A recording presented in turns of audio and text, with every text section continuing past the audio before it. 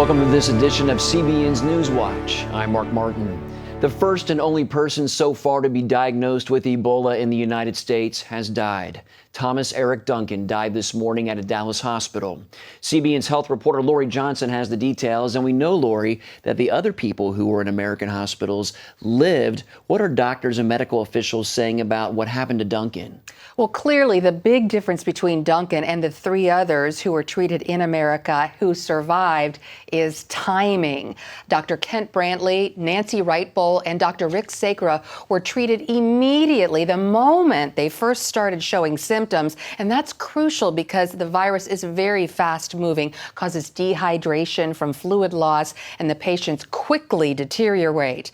Duncan, as you may recall, actually did seek treatment when he first had symptoms. He went to the emergency room, but he was sent away, which was a terrible mistake. And we wonder whether he would have survived if he had been admitted to the hospital when he first went to the emergency room, saying he had a fever and admitting he had been to Liberia.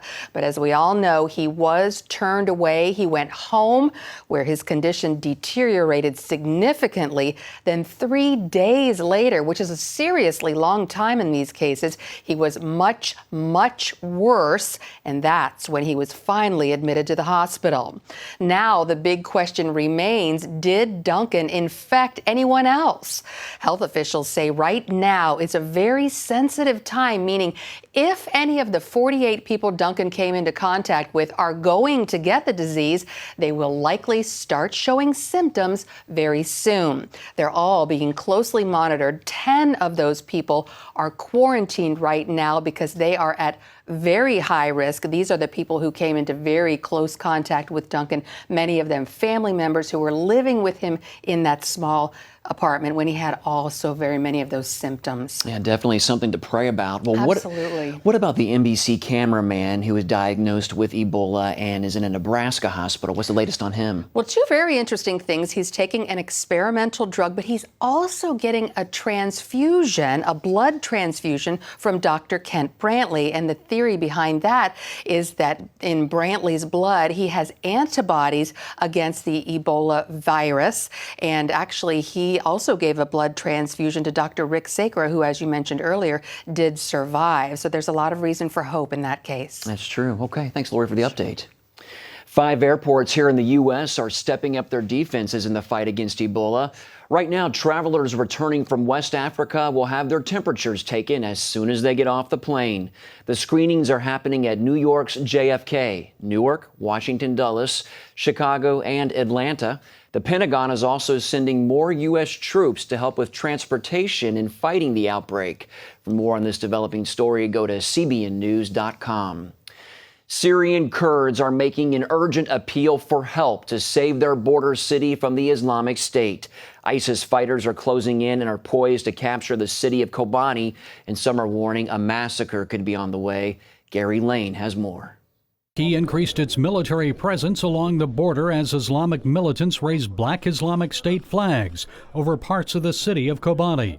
Heavy street battles raged in the strategic Syrian town as Kurdish fighters battled Islamic State jihadists for control. As U.S. warplanes reportedly bombed ISIS positions in hopes of pushing them away from the area, a growing number of U.S. military and defense analysts say military airstrikes are not enough to stop the ISIS advance. And the U.S. chairman of the Joint Chiefs of Staff, Martin Dempsey, told ABC News he's pessimistic about Kobani's future. Yeah, I am fearful that Kobani will fall. Fearing another massacre and human rights tragedy, the UN Special Envoy for Syria appealed for help for Kobani. He says the international community must act now. But at this point, Turkey's President Erdogan only appears willing to fight to protect Turkish soil. No boots on the ground inside Syria and the city of Kobani.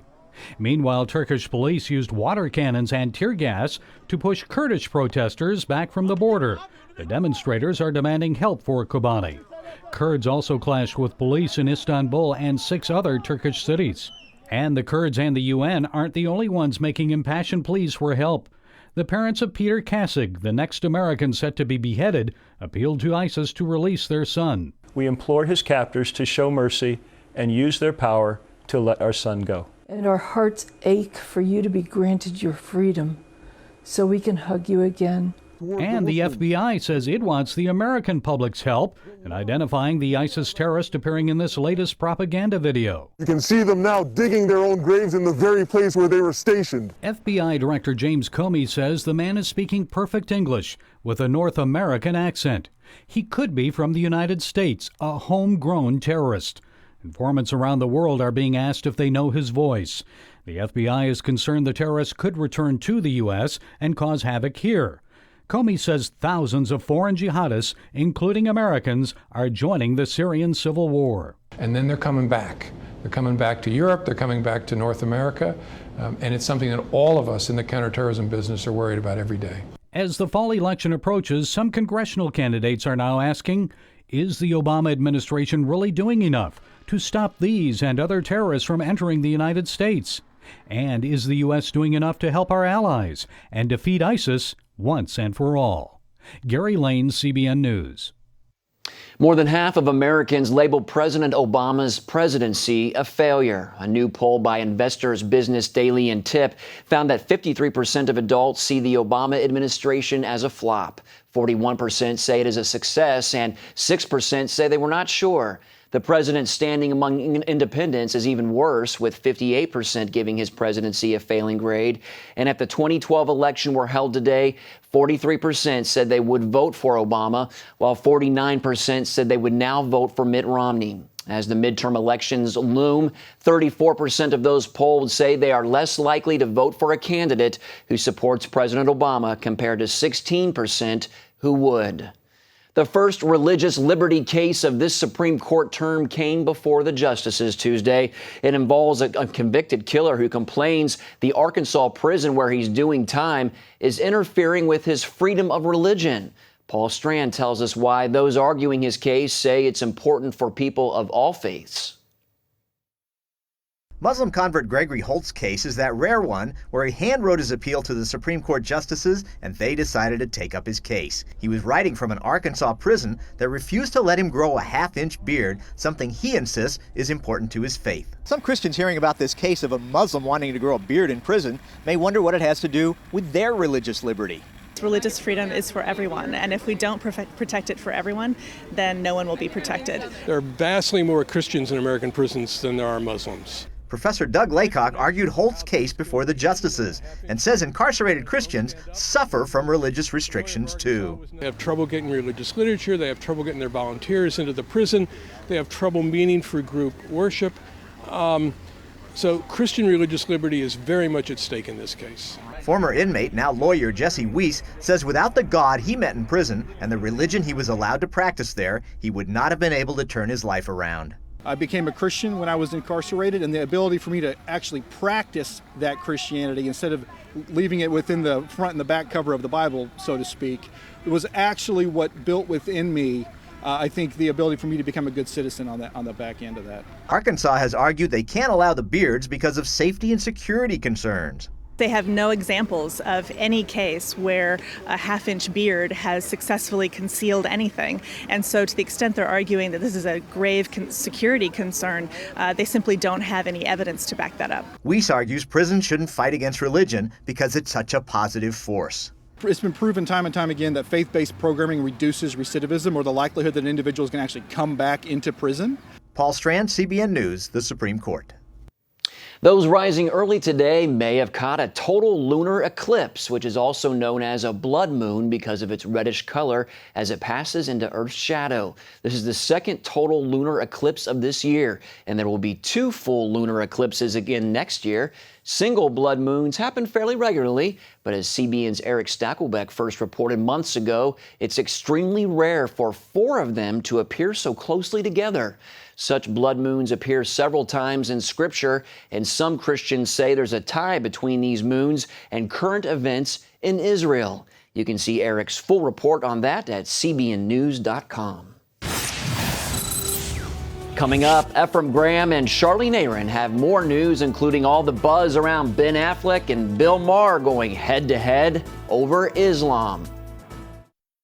A heated debate over Islamic teaching and so-called Islamophobia on Bill Maher's real-time TV program has gone way past viral on the internet. That's right. Maher began by saying liberals are too soft when it comes to Islamic teaching.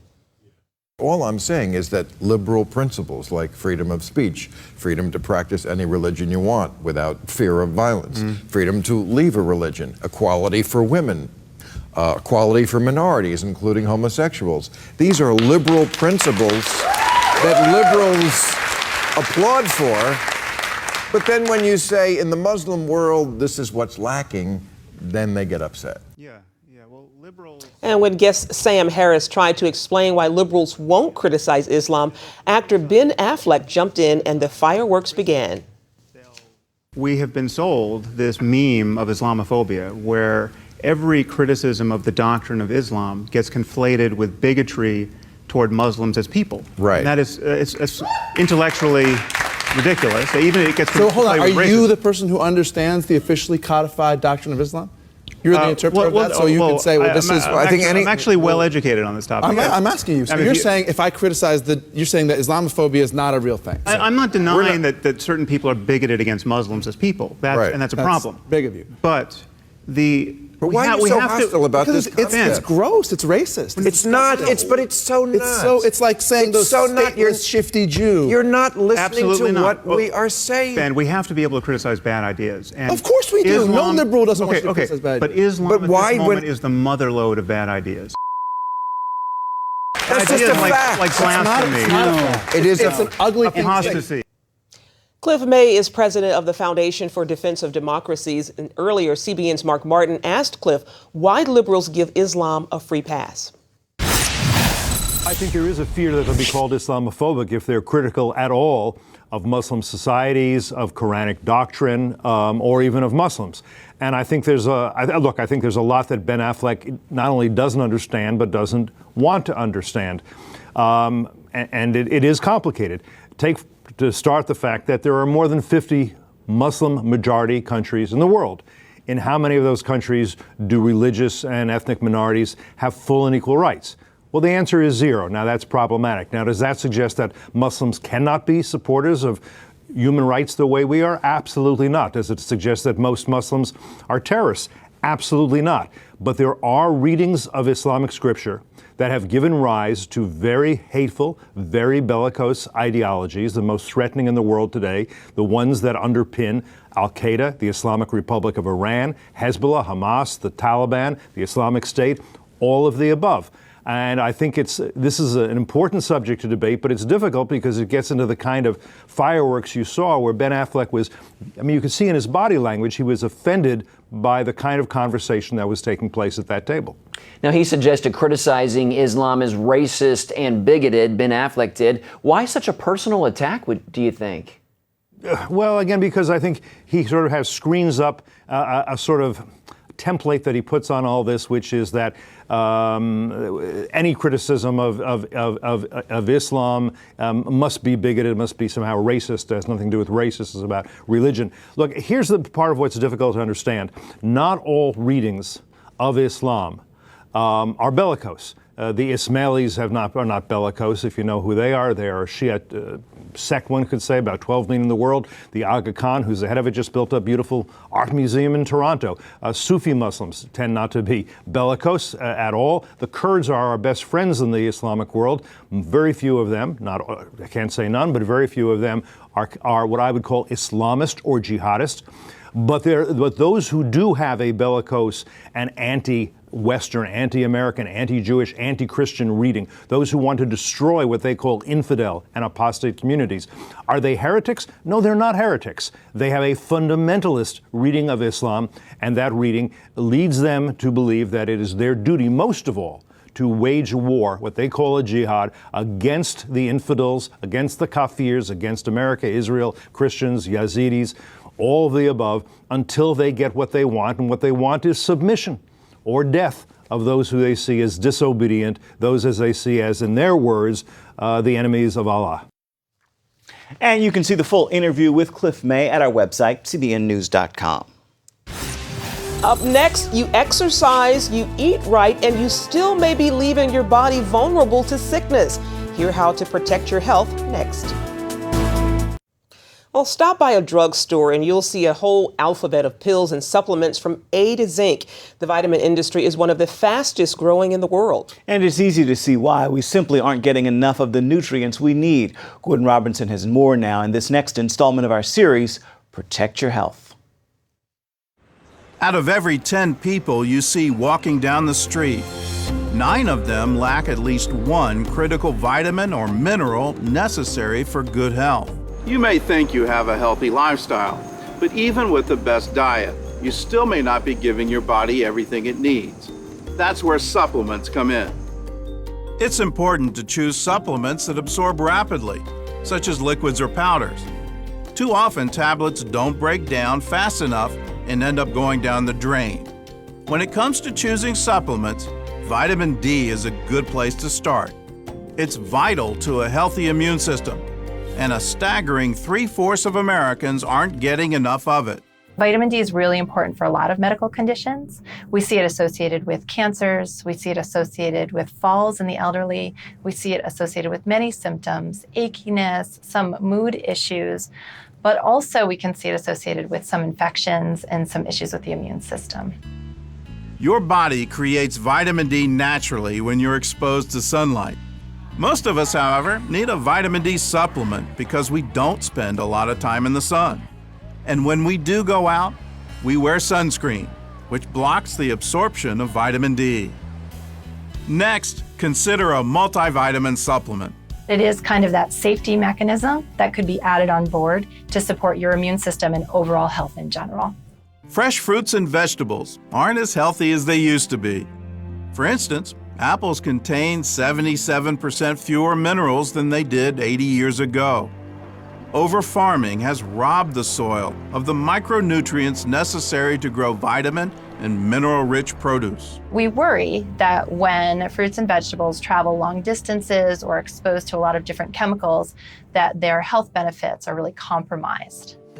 Choose a multivitamin that contains 100% of the recommended daily allowance of a wide variety of vitamins and minerals. Also, pay attention to what's not in your multivitamin. So no added colors, no added chemicals, and ideally no added sugars, which you're going to find in many of the gummy formulations that a lot of people like. Some herbal supplements can also help you fight off illness. So there is some scientific evidence for ginseng, particularly in preventing colds. So a lot of people will opt to take that in cold and flu season regularly as a preventative agent. Echinacea can strengthen your immunity by increasing the number of white blood cells which kill cold and flu bugs. This is very popular. People who are interested in taking echinacea should take 100 milligrams 3 times a day, and they need to start it early if they want it to be effective. A fish oil supplement in liquid or capsule form is also a good idea because fish oil contains omega-3 fatty acids, which boost your immune system. Omega-3 fatty acids are something that we have also depleted in our diet. We used to get them when we would eat a lot of fish or a lot of pasture-raised cattle, for example. We no longer really do. Fish oil is made up of 2 fatty acids, EPA and DHA. Check the label and try to take about 1 gram of DHA daily to improve brain function and help fight depression. Another powerful immune system booster is coconut oil. Take a tablespoon or 2 a day and cook with it. Lab tests reveal it destroys flu viruses, as well as bacteria that cause infections, and even parasites that lead to stomach problems. Speaking of the gut, did you know that 70% of your immune system is in your intestines? That's home to most of the good bacteria that destroys outside invaders intent on making you sick. So the issue with bacteria in our body is very complicated, and we're just coming to learn how important it is that we have these healthy bacteria and that we set up the environment in our body to allow those healthy bacteria to grow and to flourish. The problem is that good bacteria can be killed by antibiotics, antibacterial soaps, and processed foods. You can fix that by eating fermented foods that are naturally rich in probiotics like kimchi and plain yogurt. But many of us don't get enough probiotics in our diets. So taking a probiotic supplement is the next best thing to restore good bacteria to our intestines. Another great way to ward off illness is vitamin C. I think 1,000 milligrams is a safe dose that's not too high, and I don't think there's any reason to take vitamin C daily over 2,000 milligrams. So consider supplements to strengthen your immune system. Vitamin D, vitamin C, a strong multivitamin, herbs, fish oil, coconut oil, and probiotics. In a perfect world, we'd get them naturally. For our less than perfect lifestyles, they're a good safety net. And all this week, we are showing you more ways that you can protect your health and build a strong immune system. You can watch the Protect Your Health series by going to CBN.com on our website. While you're there, you can also order a free DVD of the series. Stay with us. We're coming right back. Finally today, a California evangelist recently told a Dallas crowd, all roads lead to God. That is the message Greg Laurie of Harvest Evangelism preached to a capacity crowd at the American Airlines Center this past weekend. He said whether a person is a believer, an agnostic, or an atheist, all will personally face God one day for judgment. But he also told the audience only one road leads to heaven, and that's the road through Jesus Christ. At the close of the message, more than 1,100 individuals committed to follow Christ. Laurie pastors a church in Riverside, California, and has spoken to more than 5 million people through his Harvest Crusades. And I've actually caught a couple of them online. Amazing. Yeah, powerful ministry. Powerful ministry. Powerful indeed. Definitely. Well, that is going to do it now for us here at CBN News Today. You can find more of our exclusive coverage of the issues you care most about at cbnnews.com. And tell us what you think about the stories you've seen here. You can do that on Facebook or at CBN News on Twitter. We hope you join us next time. Have a great day, and God bless.